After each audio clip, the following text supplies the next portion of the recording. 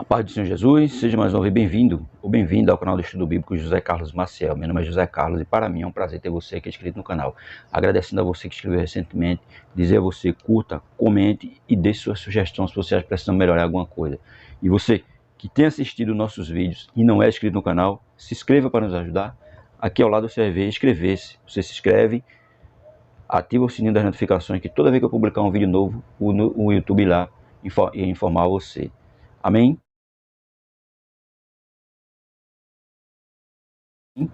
Hoje, nosso estudo de hoje será a lição 8 da Escola Bíblica Dominical. A lei e os evangelhos revelam Jesus. O objetivo da nossa lição é, primeiro, apontar que a lei era transitória e esboçava o plano da redenção em Cristo. Segundo, afirmar que os evangelhos são boas novas do reino de Deus e da salvação em Cristo.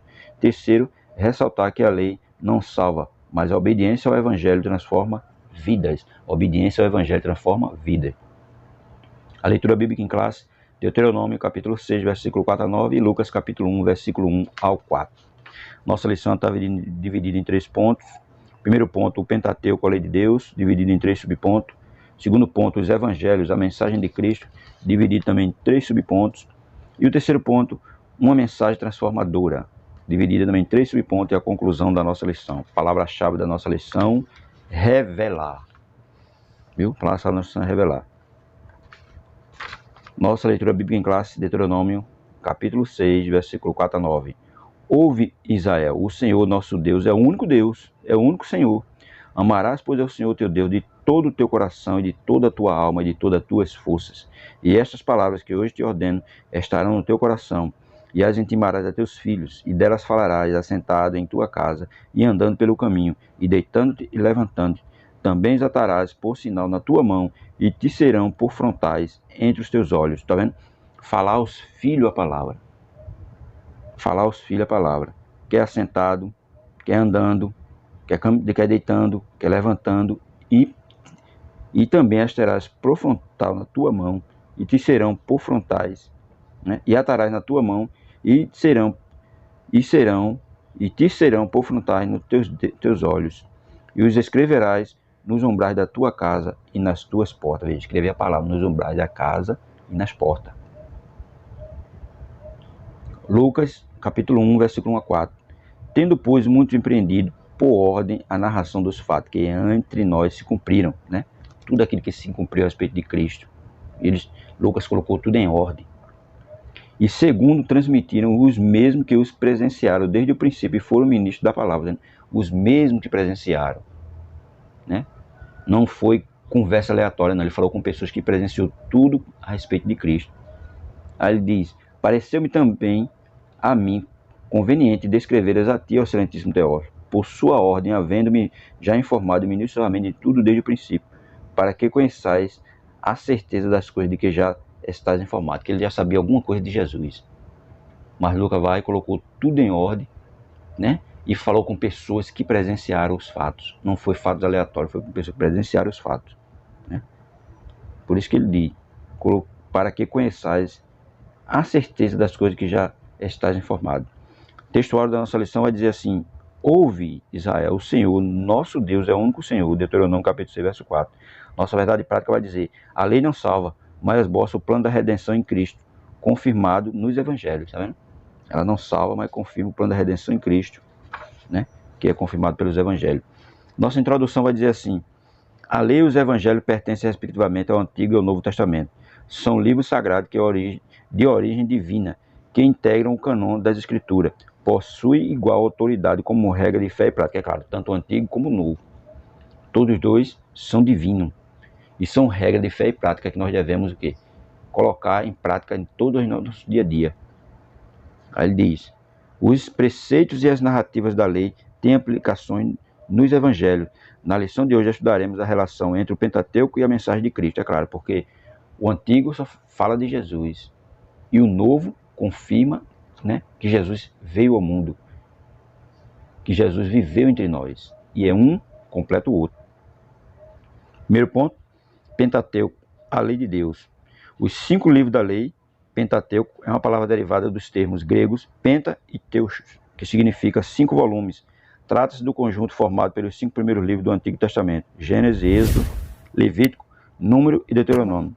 No texto hebraico e pelos judeus, ainda esses volumes são denominados de Torá, os 5 livros que eles mais leem, né? A Torá, com o sentido de instrução, ensino e direção.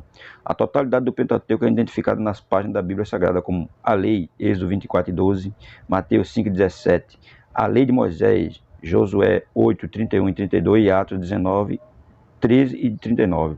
A Lei de Deus, Neemias 8:8, Romanos 7:22 e a Lei do Senhor, Neemias 10:29 e Lucas capítulo 2, versículo 22 e 23. Segundo subponto, a grandeza da lei. Estuda-se a lei sob 3 aspectos.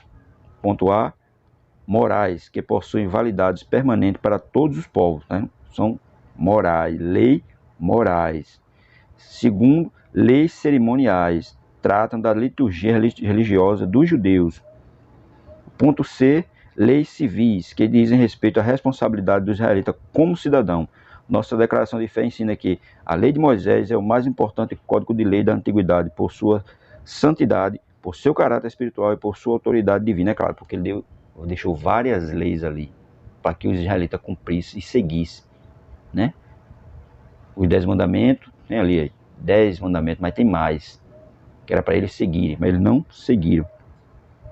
Aí ele diz, né, por seu caráter espiritual e por sua autoridade divina. A lei é santa e o mandamento santo, justo e bom. A lei é espiritual, Romanos 7, 12 e 14.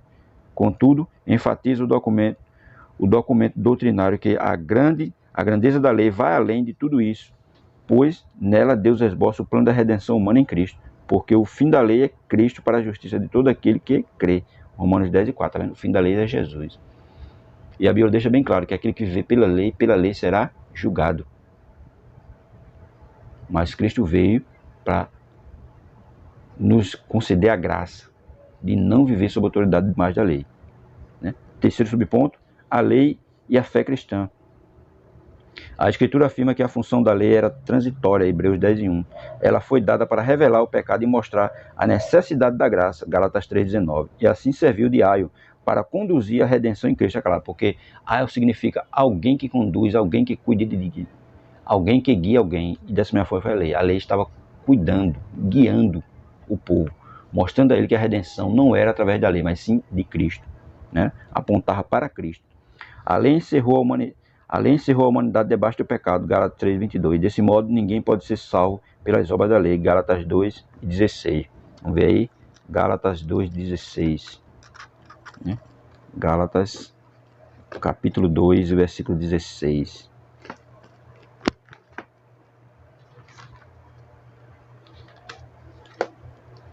Gálatas 2:16. Sabendo que o homem não é justificado pelas obras da lei, mas pela fé em Cristo Jesus, temos também crido que Jesus Cristo para sermos justificados pela fé de Cristo, e não pelas obras da lei, porquanto pelas obras da lei nenhuma carne será justificada, né? Nenhuma carne será justificada pelas obras da lei, mas justificada através de Jesus. Nesse aspecto, a obra de Cristo nos resgatou da maldição da lei, Gálatas 3:13, que diz aí, olha, e os outros judeus também dissimulavam com ele, de maneira que até Barnabé se deixou, Gálatas 3:13. Gálatas 3:13. Cristo nos resgatou da maldição da lei, fazendo-se maldição por nós, porque está escrito, maldito todo aquele que for pendurado no madeiro, tá vendo? Cristo se fez maldição por nós.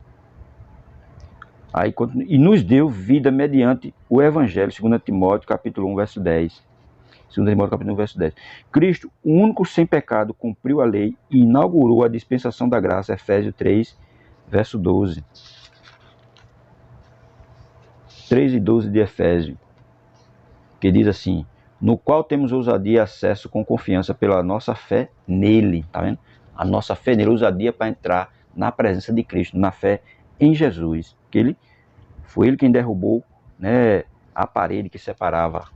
O véu foi rasgado de alto a baixo e nos concede acesso ao trono da graça. Agora, livre da lei, vivemos debaixo da graça divina, Romanos 6:14. E todo aquele que permanece em Cristo não vive pecando, 1 João capítulo 3, verso 6. 1 João, capítulo 3, e o versículo 6, que diz assim: qualquer que permanece nele não vive pecando, qualquer que vive pecando não viu nem o conheceu.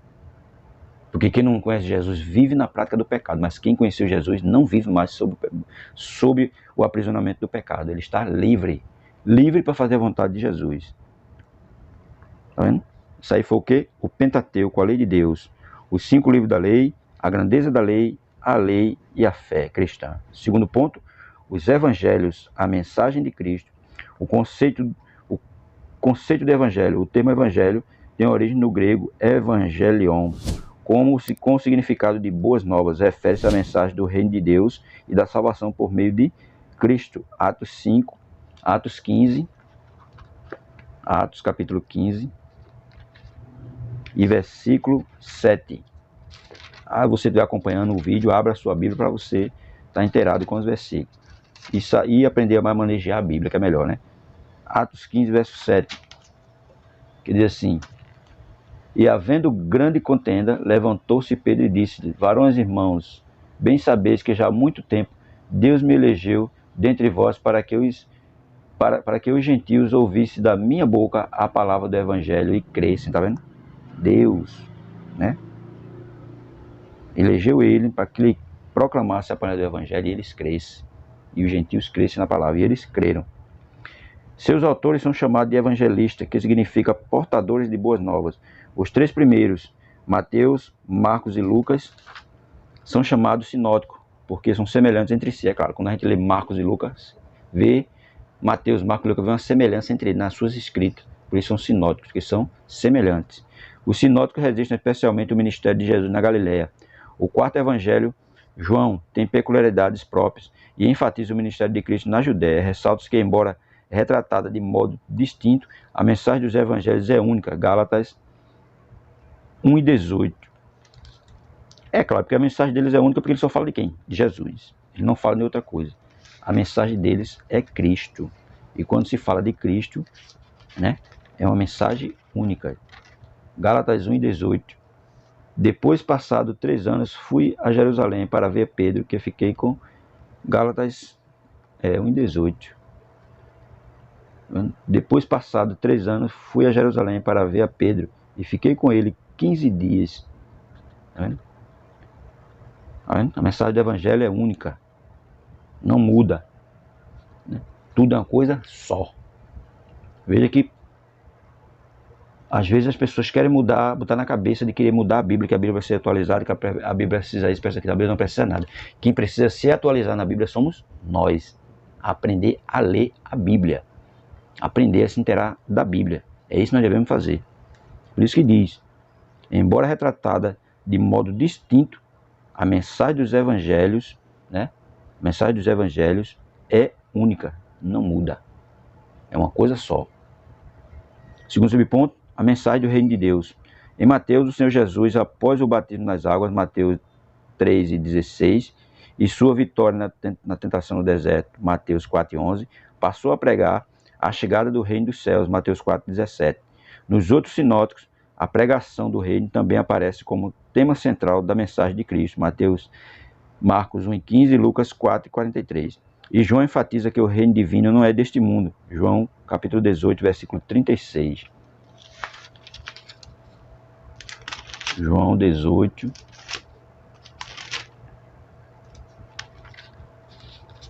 versículo 36. Que diz assim: respondeu Jesus: o meu reino não é deste mundo. Se o meu reino fosse deste mundo, lutariam os meus servos para que eu não fosse entregue aos judeus. Tá vendo? O reino de Deus não é desse mundo. Se fosse, os servos de Jesus lutariam por ele, mas não era. É celeste. Os evangelhos indicam que as profecias messiânicas se cumpriram em Cristo. Lucas capítulo 4, 18. Lucas capítulo 4, versículo 18 ao 21.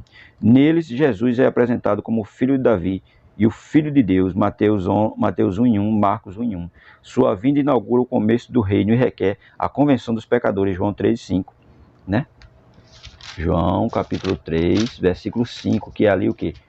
Aquele encontro, né, entre Jesus e Nicodemos, o diálogo, bem famoso entre Jesus e Nicodemos. Aí ele diz aqui, João capítulo 3, versículo 5, Jesus respondeu, na verdade te digo, que aquele que não nascer da água e do Espírito não pode entrar no reino de Deus. No versículo 3 ele diz, respondeu e disse-lhes, na verdade te digo, que aquele que não nascer de novo não pode ver o reino de Deus. Se não nascer de novo não pode ver. Mais na frente ele diz, que não nascer de novo, né? Que não nascer de novo não pode entrar no reino de Deus. Né? Tem que nascer de novo para ver e nascer de novo para entrar. Não é? Veja como é aí o reino dos céus. Porque não é terreno, é celeste. O reino aponta para a soberania de Deus sobre todas as coisas no presente, Lucas 17, 21, e no futuro, Lucas 1 e 33. Tá vendo? É isso que é a mensagem do reino. Apresenta as coisas no presente, né, e no futuro. Por isso que ele vai dizer aí. O reino aponta para a soberania de Deus sobre todas as coisas no presente e também no futuro. A mensagem da salvação. Nos evangelhos, Jesus é identificado por 3 títulos principais: Salvador, Cristo e Senhor, Lucas 2,21. Mateus registra que ele veio para salvar o povo dos pecados, Mateus 1,21. Marcos afirma que é preciso crer em Cristo para ser salvo, Marcos 16,16. Lucas assevera que ele veio salvar o que estava perdido, Lucas 19,10. João esclarece que ele é o Salvador do mundo, João 4,42. João 4,42, que diz assim, e dizia a mulher, já não é pelo que disseste que nós cremos, porque nós mesmos temos ouvido e sabemos que este verdadeiramente o Cristo, o Salvador do mundo. Veja, não é pelo que alguém tinha falado a ela, não era mais por isso, mas era pelo que ela tinha visto, né? Pelo que ela tinha visto, por isso que ela disse, e dizia a mulher, já não é pelo que disseste que nós cremos, porque nós mesmo temos ouvido e sabemos que este é verdadeiramente o Cristo, o Salvador do mundo, né? Porque Jesus teve aquele encontro ali com aquela mulher, né? E a mulher falou a todo mundo de Cristo, mas ela disse, não tá, eles disseram, nós não estamos crendo mais pelo que tu estás falando, mulher, mas porque nós temos visto ele e ouvido e cremos que ele verdadeiramente é o Cristo, o Salvador do mundo, tá vendo? Aleluia, glória a Jesus. Jesus falou com ela, mas ela foi lá e falou às outras pessoas. As outras pessoas creram, não só pelo que ela falou, mas pelo que elas ouviram e tiveram visto. Dessa mesma forma tem que ser nós. Crer pelo ouvir e ouvir a palavra de Deus. É ou não é? Para que nós possamos ser salvos. Continuando. Vai dizer mais. Por isso a mensagem da salvação é um ato do amor e da graça divina pelos méritos de Cristo. Evangelho de João, capítulo 3, verso 16. Porque Deus amou o mundo de uma tal maneira, né, que enviou seu Filho unigênito para que todo aquele que crê não pereça, mas tenha a vida eterna. Os elementos da salvação incluem fé no sacrifício de Cristo, arrependimento de pecados e o novo nascimento. Evangelho de João, capítulo 3, versículo 3 e 15. Versículo 3 e versículo 15, que diz assim, versículo 15, para que todo aquele que nele crê não pereça, mas tenha a vida eterna. Nesse sentido, Cristo declarou, aquele que crê em mim tem a vida eterna. Evangelho de João, capítulo 6, versículo 47. João 6 e 47. Que diz assim para nós, na verdade vos digo, que aquele que crê em mim tem a vida eterna. Versículo 40, ele diz, eu sou o pão da vida. Jesus dá a vida eterna e Jesus ainda é o pão da vida. Só basta crer, aceitar ele como seu único e suficiente Salvador. Você terá todos os seus pecados perdoados, seu nome escrito no livro da vida, um novo nome e, acima de tudo, o direito à vida eterna. Terceiro ponto, uma mensagem transformadora. A transformação do caráter. O caráter é definido como a maneira própria de cada pessoa agir e expressar-se. Na lei, o decálogo ou os 10 mandamentos apresenta as orientações básicas para o modo de viver dos israelitas. Êxodo 20, capítulo 20, versículo 1 a 17. Esses princípios também são aplicados nos evangelhos, Marcos 10 e 19, exceto guardar o sábado, Mateus 12, do 2 ao 4, né? Porque os crentes eles não guardam sábado, quem guardava era o israelita. Mas Jesus, quando veio, já também aboliu isso. Nós não precisamos guardar o sábado. Contudo, a mera observância de códigos não pode salvar ninguém. Lucas 18, do 18 ao 24. Somente a graça divina é capaz de transformar o caráter humano. Por meio da ação do Espírito Santo e da obediência ao Evangelho, o homem pode compartilhar a natureza do caráter de Deus. Mateus 5,48. É claro, porque outra maneira de ser salvo não existe. A salvação só é em Cristo. A gente vê aí, pode fazer o que for, levar o cidadão para onde ele quiser, mas não consegue livrar ele de vício, não consegue livrar ele de maus espíritos. Tudo quem livra o homem, quem recupera a vida do homem, só quem? Jesus. É o único que pode mudar a vida do homem. É o único que pode fazer uma transformação verdadeira na vida do homem, é Cristo. A fé em Cristo Jesus. Né? Porque se não fosse assim, quantas pessoas já foram alcançadas pelo Evangelho? Quantas pessoas foram pela palavra? Quantas pessoas foram alcançadas por Jesus e mudaram de vida? Então só Ele que muda. Projetos sociais, ONG, nada disso muda ninguém. Levar para psicólogo, levar não sei para onde, medicamento, não. Nada disso muda, só quem muda é Jesus. Aí Mateus 5,48. Sede vós, pois, perfeitos, como é perfeito o vosso Pai que está nos céus, tá vendo? Seja vós perfeito, como é perfeito o vosso Pai que está no céu. E quando nós aceitamos Jesus e colocamos a sua palavra em prática, tudo na nossa vida muda, tudo na nossa vida é transformado. 2 Coríntios capítulo 5, versículo 17 vai dizer, quem está em Cristo, nova criatura é esse, que tudo se fez novo, nova maneira de andar, de falar, de vender, de comprar, de se vestir, de sentar, de se comportar, de pensar, tudo é novo. Mas quem faz isso? Jesus. Psicólogo não faz, tratamento, medicamento não faz, né? Psicoterapia não faz, ONGs para ajudar nisso, para ajudar naquilo, não faz, não consegue transformar o homem, só quem consegue transformar é Jesus. É Ele quem consegue transformar. Desse modo, a mensagem do Evangelho de Cristo produz substancial mudança no caráter do cristão. Lucas 19, versículo 8 e 9.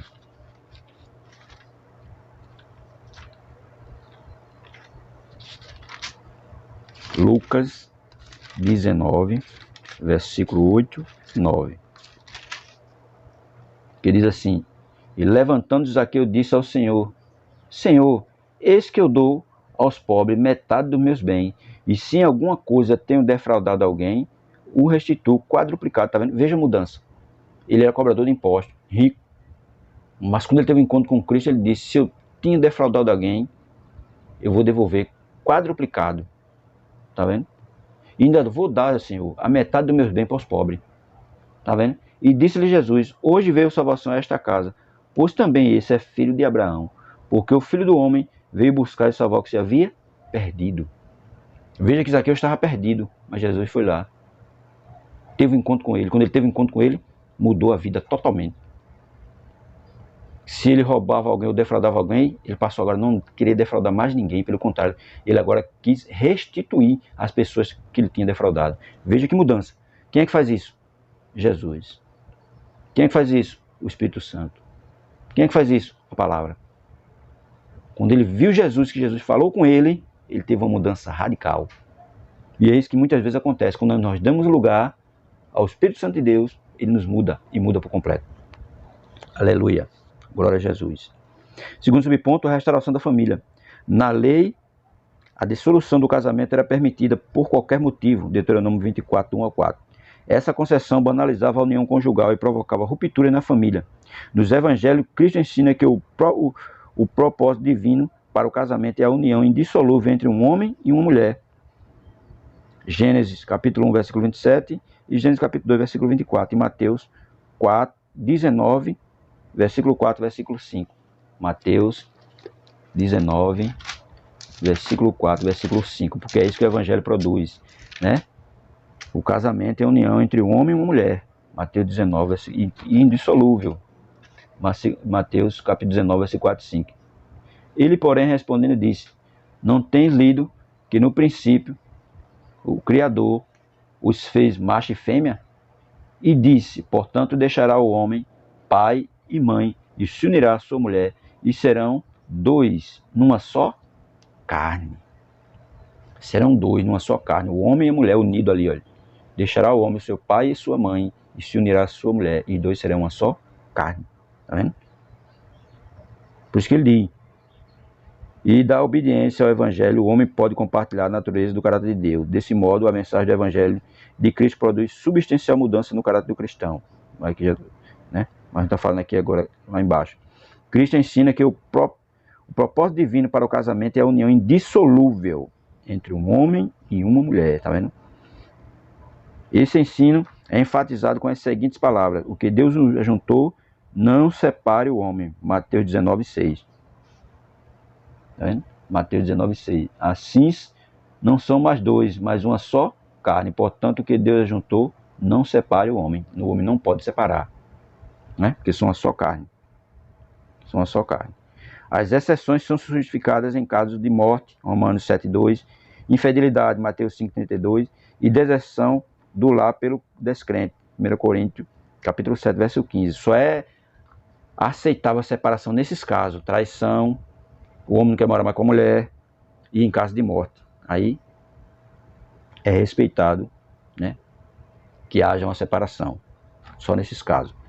E mesmo nas situações de traição, o abandono, a mensagem cristã apresenta o perdão e a reconciliação como atitudes preferíveis, né? Às vezes a mulher traiu o homem perdoa. Às vezes o homem trai a mulher perdoa. Mateus 5:9 e versículo 44, e Mateus 18, versículo 21 e 22. Tem também essas regras, né?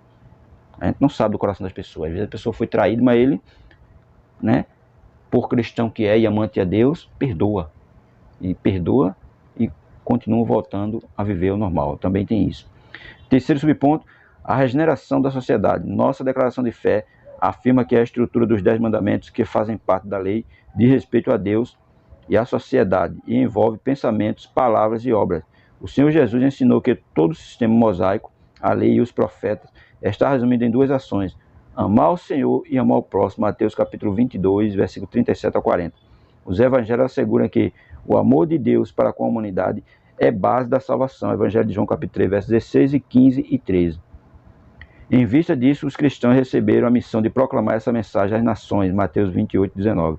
Assim sendo, a igreja fiel e guiada pelo Espírito ao pregar e viver. Versículo 13 e 14, é claro, porque a igreja ela tem que ser fiel e continuar fazendo aquilo que Jesus mandou.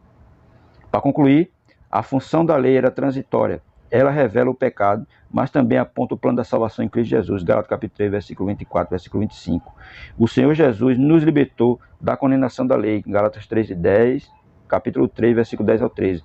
Nos evangelhos e as boas novas dessa salvação estão reveladas. Em suma, as obras da lei não justificam, mas pela graça somos salvos por meio do arrependimento e da fé em Cristo Jesus. Está vendo? A lei não salva, mas nós somos salvos, né, pela graça, por meio do arrependimento em Cristo Jesus. Amém? Lição 8 da Escola Bíblica Dominical. A lei e os evangelhos revelam Jesus. Deus abençoe a todos em nome de Jesus. Você que não é inscrito no canal, aproveite para se inscrever, curtir e comentar.